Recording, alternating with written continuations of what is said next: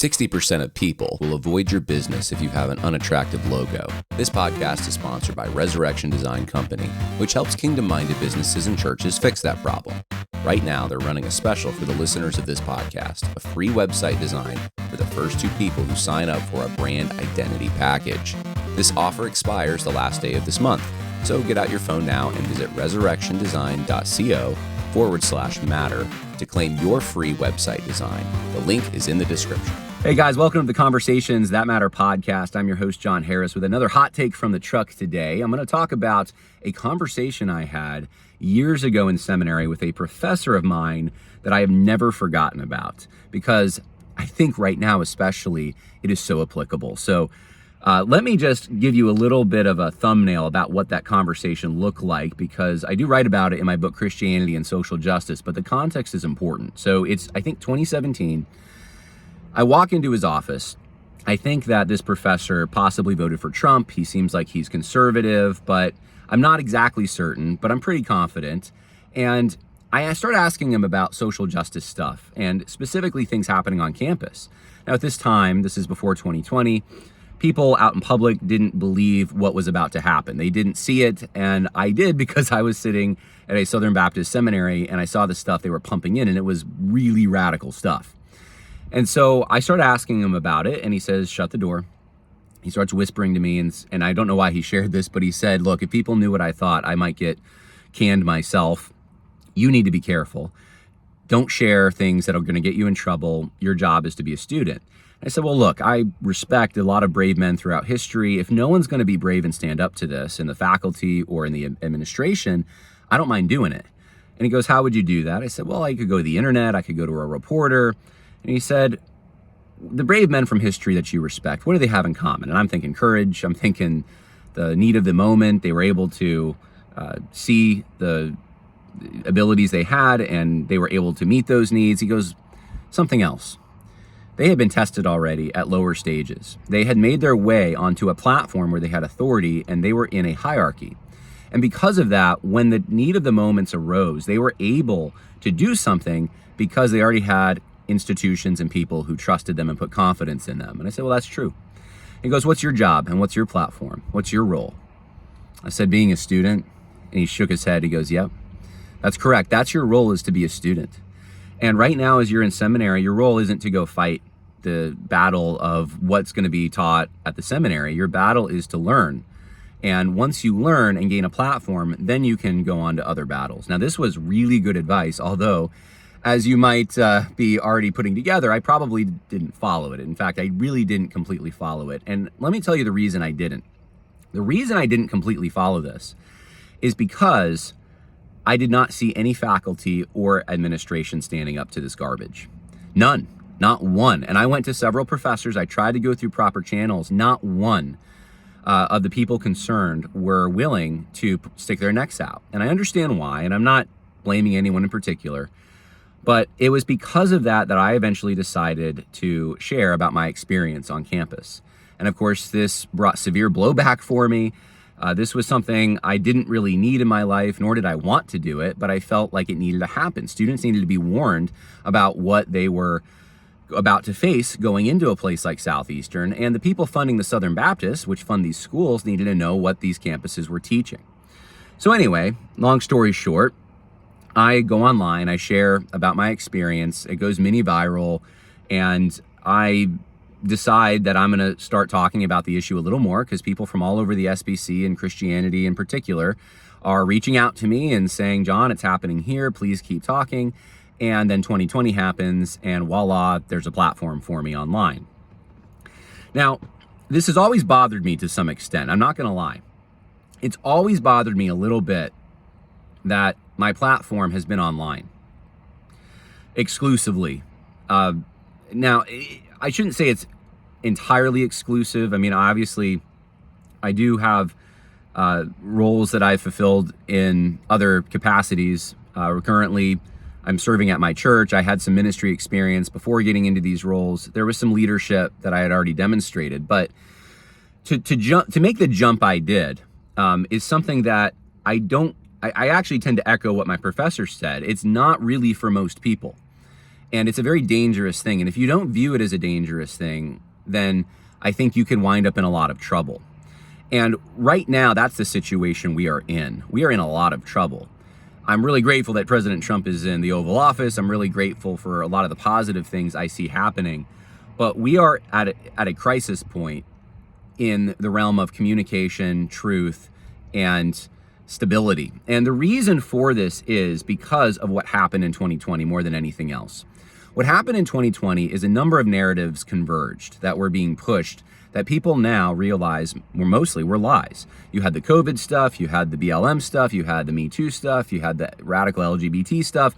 All of this stuff culminated, and people realized not only is the government lying to me, but so are my doctors, so are the pastors in my life, down to voluntary institutions and organizations. This was everything. And when people have a crisis of trust, they're going to look for stability. There you go. You can hear right there, crisis of trust. I don't know what's going on. Some car in the parking lot is having a meltdown. Okay, the alarm finally stopped. What was I saying? There's a crisis in the West, in the United States, where I live in particular, where people don't trust the legacy institutions they've traditionally trusted to vet information for them. And they're looking for stability, and they're going online, many of them, to voices that they think they can trust. And really all they have is their common sense and maybe whatever they can pick up on as they watch or listen to someone. So cues that might show them that someone's authentic. But look, a lot of these things can be completely faked. You don't know me. I can come to you and I can look any which way I want to look. I can make my studio look any way that I want to look. I can dress in a certain way. I can talk a certain way. I can do all kinds of things that might signal to you even implicitly and in ways that you're not even aware of that I'm authentic, right? So this is the thing that we have, I think, a problem with now. And I've even thought before, I was helping to discredit some of these Christian institutions, at least, that legitimately were compromised, but what is out there to replace them? And this is a very difficult problem. My sense has been the best thing in most communities is try to replace these big organizations that maybe you once trusted with smaller organizations. There are some big organizations that you can, I think, trust, but you can trust better what you can actually vet. This is why there's qualifications for ministers. They need to, on a local level, be trustworthy. Even the people around them that are not Christians need to be able to vouch for them, that their character is in accord with what the Bible says a good character is. So on a local level, it's easier to do this. Much harder online, much harder when you're trying to get international and national news and commentary, right? And of course, I'm in this world to some extent, so I think about this problem quite a bit. But here's where what I think really, really happened. And there's two, I think, standards, like broadly speaking, that people are using to vet, whether they realize it or not, information and sources. The first is what Richard Weaver called the Great Stereopticon. And I think most people that are engaged in this don't realize it, and it's a huge, huge threat. Richard Weaver wrote in the late 40s, and this was during his time, that radio and newspapers were becoming more salacious. They were trying to give you gossip, and they were bombastic. A lot of it was overblown. It was tabloidish. And of course, this has only increased and gotten worse. And he noted that this filled a need that people had, a need for belonging, a need for trying to fill the space, especially with those living in urban environments and those working in factories. They needed something to kind of break the monotony. And this is what happened. They adopted the Great Stereopticon. Now, if Richard Weaver was able to see what we have now with the internet, he would be, let's just say his greatest nightmares would be right in front of him, staring him in the face. Most of the people out there, I would imagine at this point, at least in middle to lower classes, and even upper class to some extent, they're getting their information from entertainers, from shock jocks.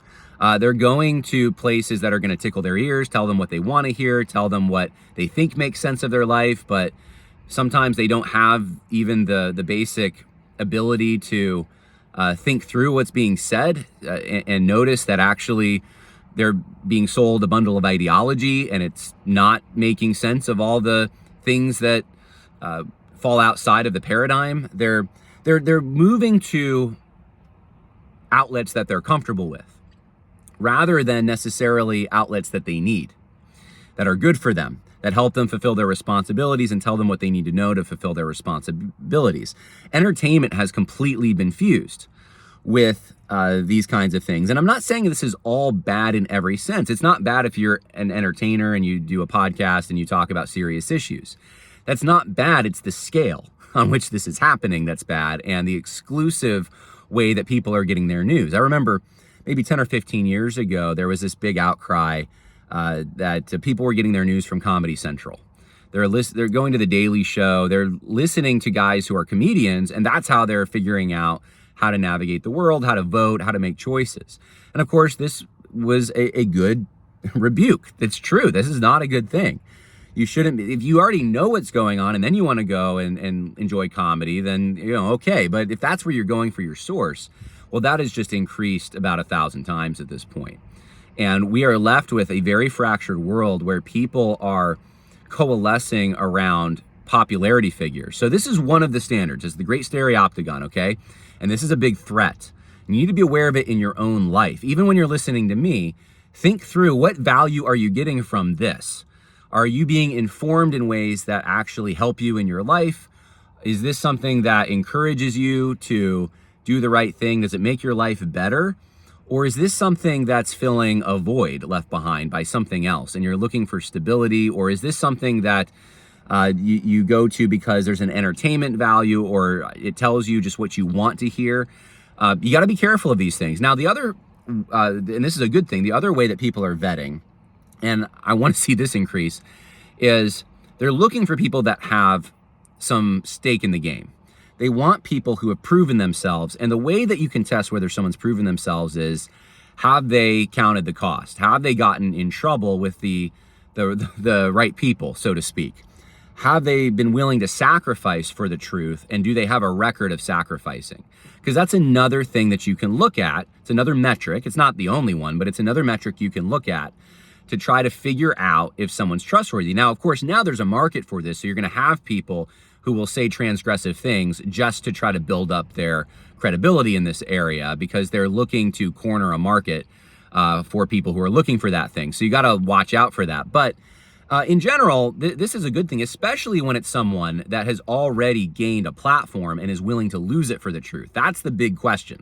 When it's someone who doesn't have a platform and they just start saying things online that are edgy, they don't really have anything to lose. They have everything to gain. But when it's someone who has something to lose and they just say, you know what, forget it. I'm going to do the right thing because I love people and I'm going to tell them the truth. That's something to take note of, okay? So that's the other standard. So to break down what I'm saying, there's been a crisis of truth. There's been a breakdown of hierarchy. People are forming new hierarchies. They're doing it somewhat online. A lot of this is inevitable. I'm just describing what is, not what ought to be. And there's two metrics primarily that are being used. One is very bad, the great stereoptagon, and the other one is primarily good, but you have to still be cautious, and that is looking for people who have stake in the game, who have given up things in order to tell you the truth and really love their people. And hopefully in the Christian community, love God, right? They're willing to sacrifice for the Lord and for the higher things. So this is, I think, something that's important to think about. And I'm primarily making this for people who want to influence. I meet people like this all the time. John, I want to get in the fight. I want to influence. How are you going to do that? 9 times out of 10, I'm going to start a podcast. Some of you might need to start podcasts. That's true. But for most of you, that's not what it's going to look like. I think that what my professor said was true. And it was only because a very unique set of circumstances was in front of me that I chose to start recording myself online. And I never wanted a podcast. I never was looking to build a platform. That's what happened. I was surprised at how viral my first video went on this subject. But that's what happened. And I've looked at every door the Lord's opened as a grace from him, or I should say, not a grace, but like an opportunity, a way to invest myself. And I keep looking for those things, even as I'm now pursuing more of a ministry minded role and eldership and that kind of stuff, I'm just very aware that those things are very important, that the people that you know in your actual life are around you, that you have credibility with them, that because they can see you. Someone on the other end of a camera can't. And if you're someone who's looking to influence, try to go through those channels. Try as much as you possibly can. Don't just start a podcast. This is my recommendation to the vast majority of you. As much as you can, go through the institutions, even if they're just local institutions in front of you, voluntary organizations where you can get involved, helping others. They might be charity, they might be veterans groups, they might be for training young men and women, they might be in your church, whatever it is. Go through those institutions, local Republican Party, local politics. Start gaining the kinds of skills you need on those levels. And then once you have some confidence in those arenas, once you have some respect, then start to, with, I would say, caution and wisdom and advice from others that you respect, then go for the podcasting, then go for the commentary. And I think that we need to rebuild institutions. Where it's going to start, I think, on the local level, but we do need to build even bigger institutions for certain purposes and vet people using them. If we don't do that, then we are already kind of there, but we're going to arrive at more and more chaos, more and more fracturedness. And the only thing holding the right together at this point is MAGA. And I don't think MAGA is going to last forever in at least the iteration that we're seeing now. We have a generation that's fading from the scene, a new one is rising up, and they're more fractured than ever. And it's going to look a lot different even in the next 10 years. And so the most important thing that I can think of right now is build virtue in your life. And if you want to lead, make sure that you are invested in institutions that you actually believe in, that you can practice and gain leadership skills in. Don't worry about the fact that you might not be influencing a national audience overnight. Very few people get that opportunity. Just be faithful in the little, and God will make you faithful in much. That's my advice. That's the advice that a professor that I love and cherish from years ago gave me. And I still think that it's worth considering. So God bless.